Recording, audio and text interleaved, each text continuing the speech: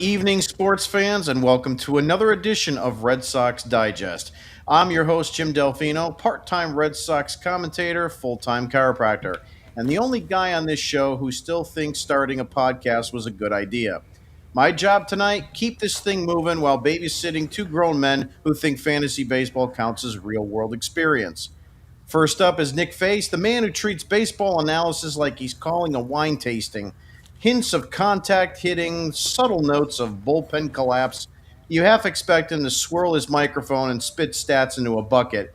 And then he's not overanalyzing, he's busy crafting trade proposals so delusional that even MLB The Show would reject them.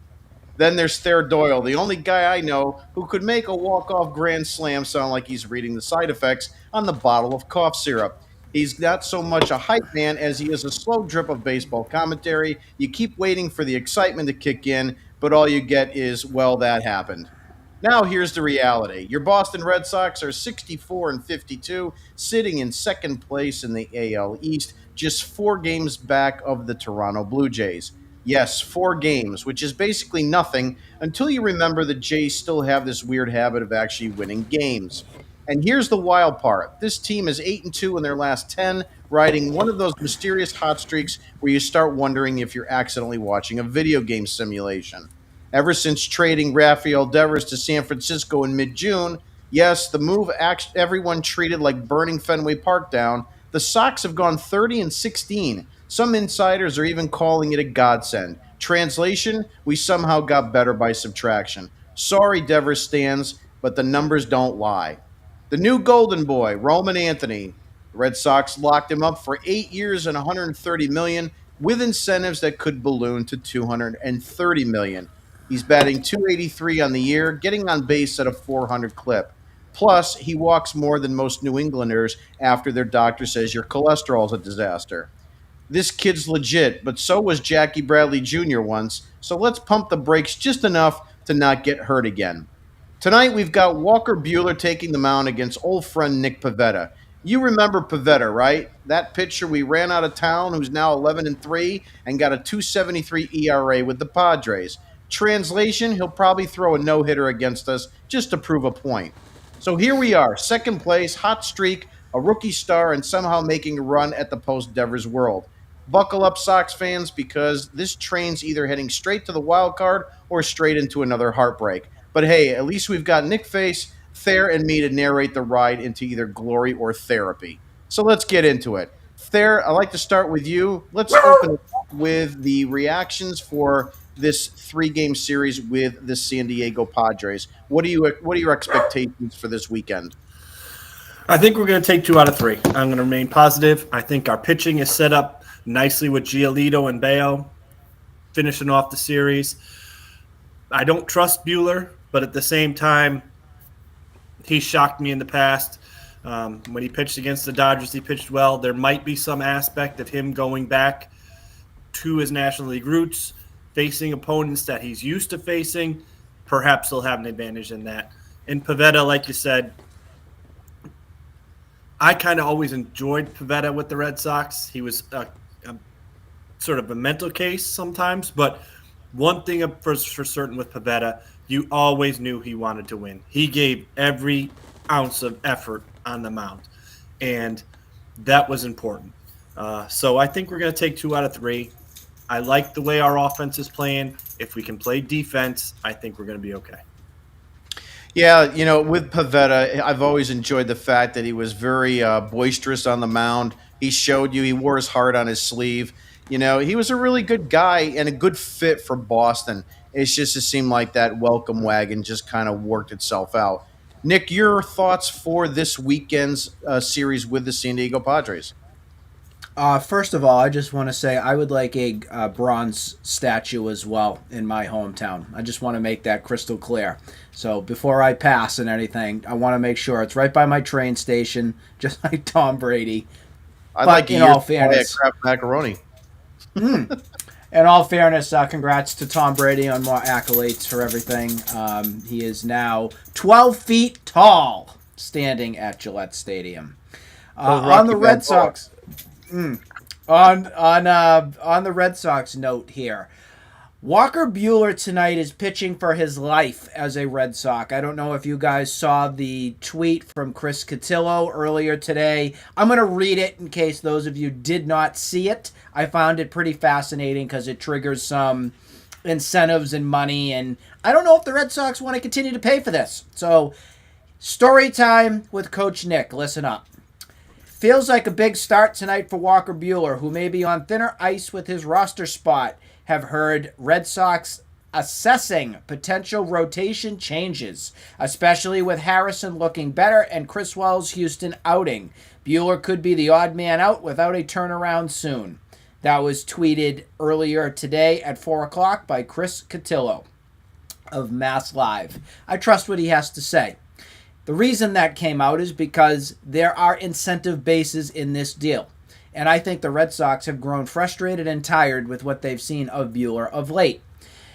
Now, on the positive front, as Thayer said, he's going back to the National League, his roots, going to San Diego. San Diego is a pitcher-friendly park. That is one of the reasons why Nick Pivetta is having such a masterful season so far. I am a little pessimistic with how the offense is going to do over on this trip to San Diego. I have to be perfectly clear on this. I don't love the fact that this is a pitcher-friendly park. There are some decent names that are throwing for San Diego this weekend. Pivetta, Dylan Cease is going to go on Sunday. The Red Sox pitching definitely needs to needs to shine. I don't have much faith tonight in Bueller, but I do in Giolito and I do in Bayo. So I do expect Saturdays and Sundays game to be pretty good in their outings. Tonight is the big wild card of the 3-game set. This is also very interesting. I will be listening to the game on MLB TV tonight because the audio feed you can choose, and I will be listening to my favorite announcer, the best announcer in Major League Baseball, and the best announcer that I grew up and watched, Don Orsillo. And I find it very fascinating. I tweeted earlier today that Mike Monaco is on the trip to San Diego. I have yet to hear confirmation on if Monaco is on the Nesson call or the WEEI call. I am speculating he is on the Nesson call because Dave O'Brien has yet to show his face when Don Orsillo broadcast from the Padres when the Red Sox face off, because Dave O'Brien is a backstabbing little twat after what he did to Don Orsillo. So if O'Brien is in the booth, I am very curious if there are words exchanged between Orsillo and O'Brien, and I want to see a little rumble between the two and have a little bit of chatter amongst the media on anything that's going on. I think Don will be at least classy enough to say hello, but deep down, there's some bad blood brewing if those two are together. Yeah, a lot to unpack there. I mean, the first thing is really they do need a title card for the next WrestleMania. So maybe it would be O'Brien and Orsillo, and John Cena will be retired by then. Getting back to the 3-game series, I also am a little bit kind of unsure myself how they're going to do. I do want to say that they'll take 2 out of 3. A lot of it's going to depend on the offense because, I mean, they are throwing 3 good pitchers. The San Diego Padres are in Pivetta, King, and Cease. Cease is having probably a little bit more of a down year than we're accustomed to with him. So the fact that he's going against Brian Bayo, I think you got to give Bayo the upper hand in that.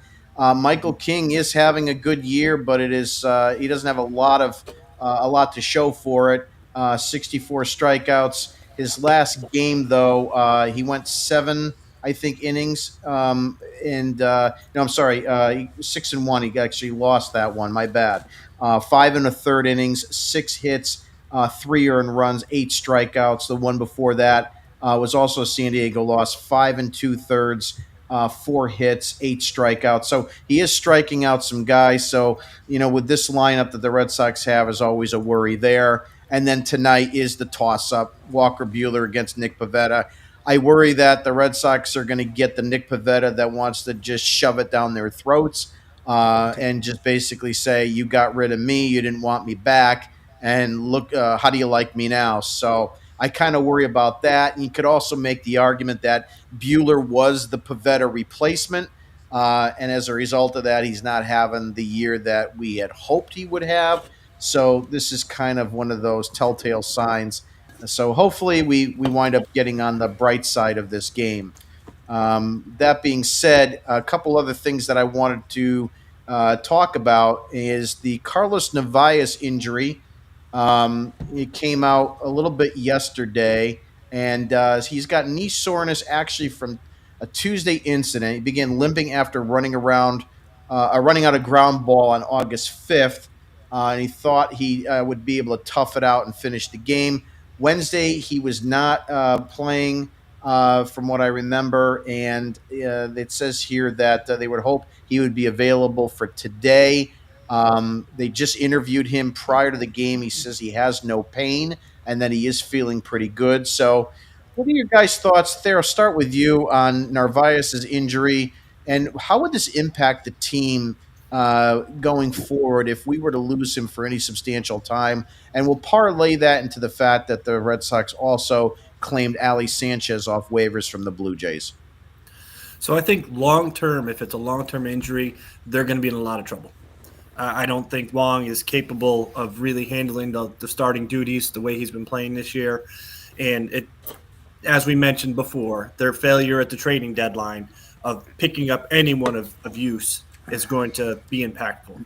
Now, short term, if it's something minor, it may not be the worst thing to put him on the 10-day IL, and if nothing else, just get him a break because he's starting to wear down. He's played a lot more games than he has in the past in the minor leagues. So just getting him a little bit of rest might benefit us in the long run. So I'm not going to say this is the end of the world as long as it's something minor and they can come back with it within the end of this month. If it's something that's going to go on longer, I really have a question about whether they're going to maintain themselves because his prowess behind the plate is superior to that of Wong's. And even though he's struggling offensively, he still does offer a greater threat at the plate. Yeah, no doubt. His offensive numbers have definitely gone down since earlier in the year, but still is a strikingly better offensive option than Connor Wong is. Nick, we know you're a Connor Wong fan, so tell us about. Tell us exactly what Carlos Narvaez means to you, the Red Sox, and going forward if he should be down for any extended period of time. To give the fans a little bit of info on this Ali Sanchez that was signed today from the Blue Jays. So he was claimed off waivers, as you said, Jim. He has a grand total of 46 games of Major League Baseball service. That is between 2020 to 2025, the right now. He does not have any options. Zero. So he cannot go to Worcester. He actually is in San Diego right now. I was thinking that Narvaez was going to be on the IL right away. And Nesson came out and they did an interview with Narvaez. And from all communication that's been said, this is what Narvaez said. He said, way better today. I did all my defense work. I threw, I blocked, I received, I swung. Feels way better. No pain at all. Hopefully I'll be good maybe tomorrow, maybe the next day. And that was the injury, if there is an injury, update. All this is right here, in my eyes, is exactly what Thayer said. This is fatigue. This is wear down. This is a guy that has never caught this amount of games in his professional career, especially in Major League Baseball. He's a rookie, folks. So this was an unexpected turn that happened with Narvaez come May. Took over the job, of course, when Connor Wong went on the IL for, I think it was like 3 weeks or so. It wasn't that long. And Wong just never was able to come back and really do anything. Wong's picked it up, I guess, a little bit of late. That doesn't give me any confidence here. If Narvaez goes on the IL, this is a catastrophic move if that does go down, because I personally don't feel the pitching staff can be managed well and right with Wong and operate the same way that it has in this stretch of games that we've had since the early beginnings of July. they got to monitor this big time, and I think that this is what they're trying to do. They're trying to catch it early. I would expect Wong to play at least the next two games. If we're lucky, we'll see Navarro's return on Sunday. I would, if I were the Red Sox right now, I'd have him sit out this weekend. Let him catch a break, get everything right before he goes back into game action, and manage this effectively because we don't need anything to linger here. If you have to bring Ali Sanchez into this team and this roster, it's going to make the trade deadline move of not even bringing back like a Christian Vasquez who I know Christian Vasquez is way behind his years. He's just a professional veteran guy now. He's not going to be the Christian Vasquez of old if you did bring him back here. But that was one of those things where I said to myself, depth is better than not having any, and we have no depth at catching. None. None. Who was the guy that we had earlier this year, this season? Blake Seibold? Was that his name? Something like that. Yeah, he went out to San Francisco, I think. And that was a catastrophe because he was a horrible defender behind the plate. People are running on him for days. So at least if they had given Vasquez something and just put him on the roster and said, you're going to catch and you're going to play a little one bag, move around the diamond a little bit or something, it would give me a little bit more flexibility on my roster to manage what's going on with Navarez. So let's see what happens. Let's see if this can be managed. Right now, we're going on the managing stage, and let's see what happens at the end of this series or the beginning of next against Houston. Yeah, you bring up some really good points. I mean, obviously, with the trade rumors with the Twins, I had said at one point, could they try to open up a deal where maybe they wound up getting Joe Ryan, they also wound up getting someone like Johan Duran, and even get, Vasquez just as a throw-in so that we would have a backup catcher. And make no mistake, for as bad as, Vasquez is and for how much people want to crap all over him, he's still a better option than Wong behind the plate, even at this stage of his career. So you're not going to lose anything there. And you never know with getting a guy back like that if it would reignite him a little bit. But, that goes back, and it's a story for another day. We can make this a really big thing and go back to the Devers contract. And, if you had paid a little bit of that, would you have gotten better prospects to then maybe you could have parlayed that into getting Ryan from the Twins and making that deal happen. So many different ways that you can certainly split hairs on that. But back to the catching situation, the fact that you've got to go and claim a guy off waivers from the Blue Jays while you're out west with a potential injury to your starting catcher just goes to show you what the hell are you doing with your AAA catcher? I mean, I don't even know who those guys are. Nathan Hickey and Durso Lira, Chadwick Trump. Is it like I don't know, Selby Zavara. I mean, I can't. I don't even know who these guys are. I don't even know who the starters are. But you couldn't bring up any of those guys just to kind of come in and put Navarro's on the DL and try someone else and just see. I don't know. I mean, I don't know if it's a better option than this guy, but if Navarez is okay and he's not going on the IL, then I guess this guy's going to be DFA'd from us tomorrow because there's not going to be any room for him. And so that wouldn't strike me, as a surprise if that happens either. So we'll see how that all works out. I do want to go into a little bit more with the Roman Anthony extension, and a couple other things that are interesting about it. If I can just get my notes here, it's obviously the 8-year, $130 million deal. And it takes him with a club option for 2034, and I think it's a $30 million club option, and there is a $5 million signing bonus. The deal can escalate, obviously, to $230 million if certain performance incentives are fully met. These are things like winning Rookie of the Year. He gets $1 million for the first 3 years for that, plus $2 million if they exercise the 2034 option. If he MVP voting, if he wins an MVP, he gets $2 million plus $2 million on the option bump from 30 to 32. If he's second or third in MVP, he gets $1 million Fourth or fifth, he gets 750,000. Sixth to 10th, he gets half a million. And all-star appearances are 200,000 apiece for the first 3 years. So the escalation on his salary looks like this: he gets $2 million next year, 4 million in 27, then each year 8, 15, 19, 23, 25, and then 29 in 2033 with that $30 million club option.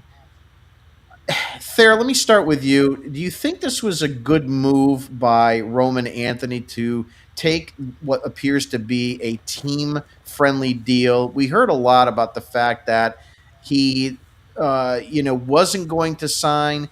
Is this a screw up by his agent? Did he just want to lock in? Who's the winner here? The winner are the Red Sox. Without a doubt, it's the Red Sox. Um, I can't begrudge him for taking the money in any way, shape, or form. No doubt about it. There's positives and negatives from each side. We see Vlad Guerrero bet on himself, and he is making boatloads of money. We saw Mookie Betts bet on himself. He is making boatloads of money. We've seen players like Cassis bet on himself, and he cost himself loads of money.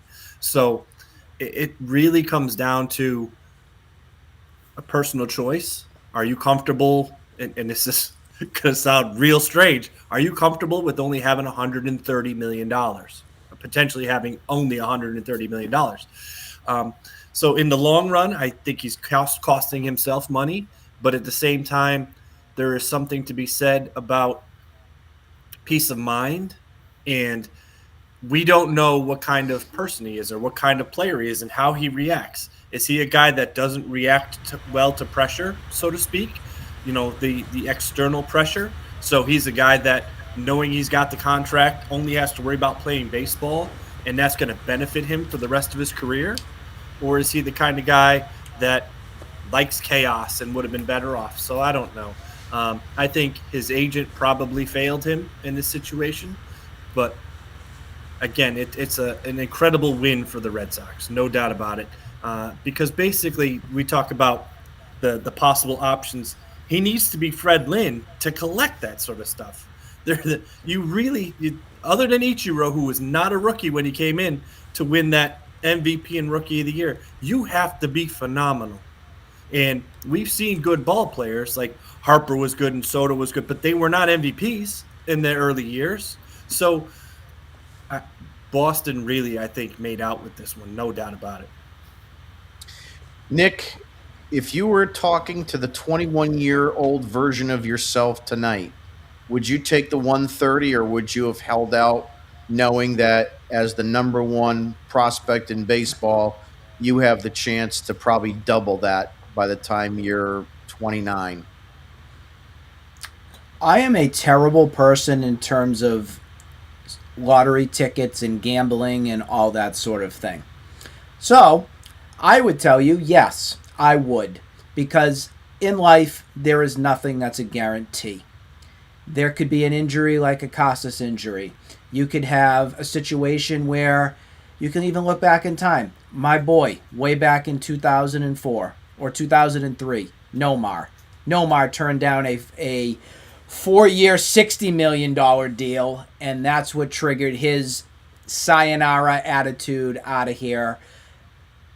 I don't blame Roman Anthony whatsoever on getting the guaranteed deal on paper. Who's to say that this could all just be nothing for him? That would be catastrophic for this organization, but at least he set himself up to have one heck of a life, whether he's a winner, whether he's not. Now it comes down to the pressure of building your statistics here in Boston, your accolades right here. It is the toughest place to play. Fans will let you know when you're good, and they will let you know when you are absolutely terrible. So he gambled on himself in his own right with saying, hey, yeah, I am going to take this deal. I'm happy here. I want to be here, and I'm going to prove that I can do this. I think that takes a lot of maturity. I think that takes a lot of thought and a lot of understanding who you are as a person to make something like this happen. So I am not going to fault him in the least bit for securing his future here in Boston. I'm thrilled about it. I know the Red Sox are thrilled about it. I want to talk about this being a win-win. It's a win for Anthony and it's a win for the team. And I couldn't be happier to have a guy that's here that number one wants to play here. That everything that we have seen shows that he's a great player here for Boston. I think he's going to fit here great, and he's a glue piece and a foundational player. And now it's time for us to sit back and watch and see what he does. And for the first time in a long time, I'm excited to watch a player perform. I'm excited to see him on a day by day, night by night basis and see who this guy is. Because we haven't had this in such a long time.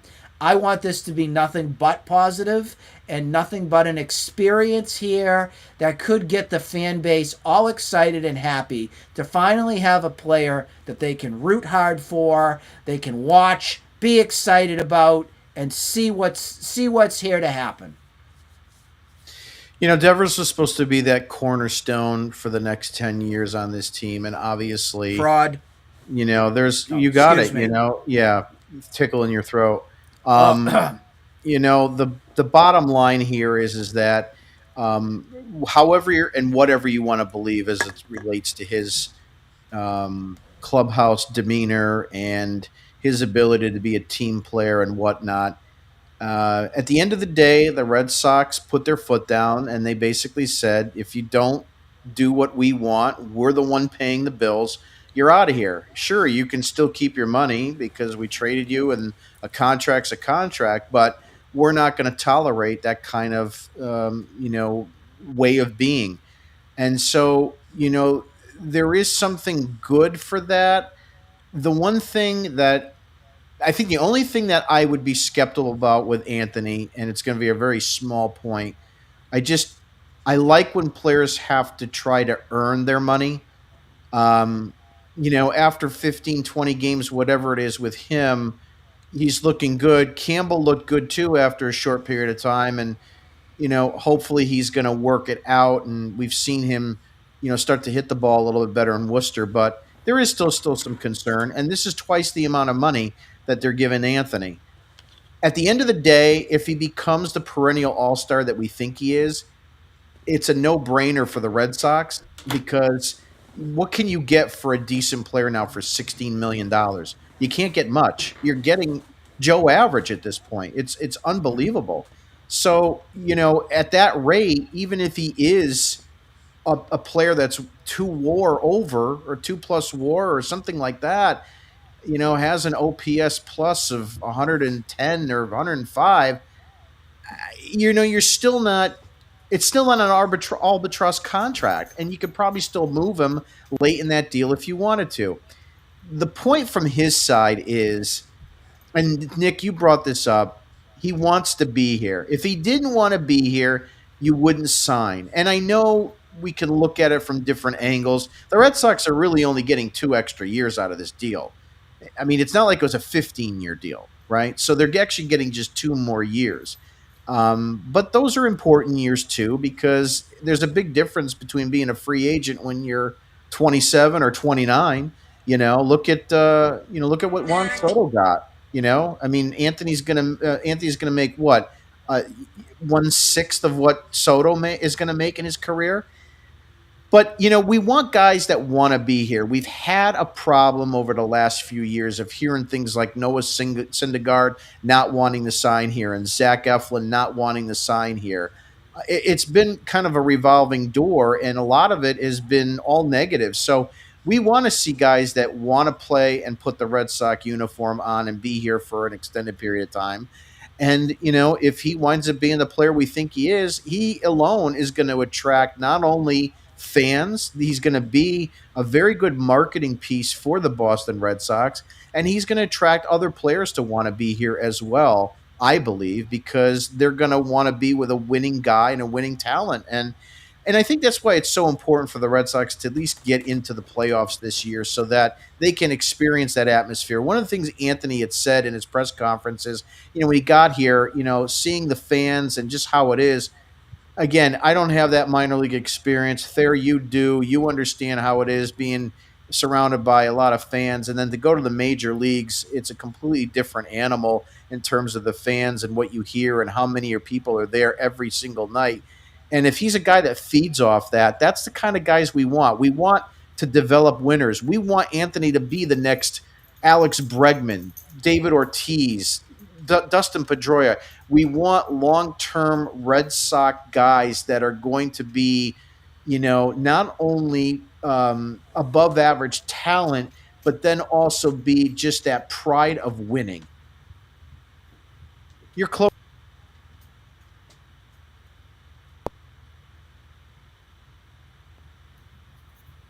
There, you there? Yeah, you're back. We're there again. We're back. Your closing thoughts for tonight there. A mini earthquake. I hope not. Closing thoughts. Stop moving around, Nick. I really would like to see Walker Buehler come back and give 5 innings. Give us 5 good innings. Pitch well. I'd like to see the offense put together some quality at bats and get out early and sort of see what the Padres are when they're trying to come from behind. I think the Padres are very much like the Red Sox. They're a team that now has to front run. I don't know if their lineup has more professionals in it. With Tatis and Bogarts and Machado and Arise, they're far more dangerous. But at the same time, they can be pitched to, as we've seen in the past with those guys. The addition of Mason Miller, their bullpen is pretty nasty out there now. So I'd like to get ahead and not have to deal with that bullpen at all. So I'd like to see them get out today. I said 2 out of 3. I think today's they're gonna lose this one, unfortunately. Nick, your closing thoughts for tonight. I want to see a jump start here from this offense early on against Pivetta. Get them early, because if they do that, I feel like we will see this team be able to steal one here tonight. I'm going to put it on record, and I said it earlier, I am not expecting a win here tonight. I think Pivetta is going to be so amped up and fired up and going to shove it right against the Red Sox tonight. I really do.